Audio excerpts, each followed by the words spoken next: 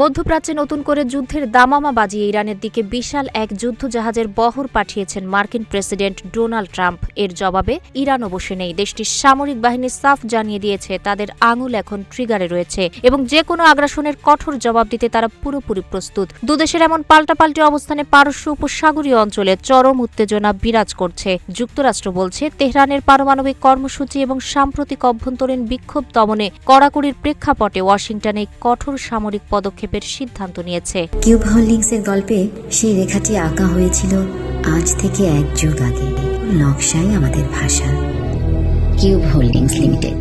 সুইজারল্যান্ডের দাভোসে বিশ্ব অর্থনৈতিক ফোরামের সম্মেলন শেষ করে সাংবাদিকদের প্রশ্নের জবাবে ডোনাল্ড ট্রাম্প ইরানের দিকে যুদ্ধজাহাজের বহর পাঠানোর খবর নিশ্চিত করেন। তিনি জানান, একটি শক্তিশালী বিমানবাহী রণতরী সহ এয়ারক্রাফট ক্যারিয়ার গাইডেড মিসাইল ধ্বংসকারী জাহাজের একটি বড় বহর বর্তমানে পারস্য উপসাগরের দিকে অগ্রসর হচ্ছে। ট্রাম্পের ভাষায়, সেদিকে আমাদের অনেক জাহাজ যাচ্ছে, শুধু যদি প্রয়োজন পড়ে। আমি চাই না কোনো অনাকাঙ্ক্ষিত ঘটনা ঘটুক, তবে আমরা তাদের ওপর অত্যন্ত কড়া নজর রাখছি। তিনি আরও বলেন, ইউএসএস আব্রাহাম লিঙ্কন এবং এর সহযোগী জাহাজগুলো আগামী কয়েকদিনের মধ্যে নির্ধারিত অবস্থানে পৌঁছাবে, যদিও তিনি আশা প্রকাশ করেছেন যে এই সামরিক শক্তি ব্যবহারের প্রয়োজন হবে না।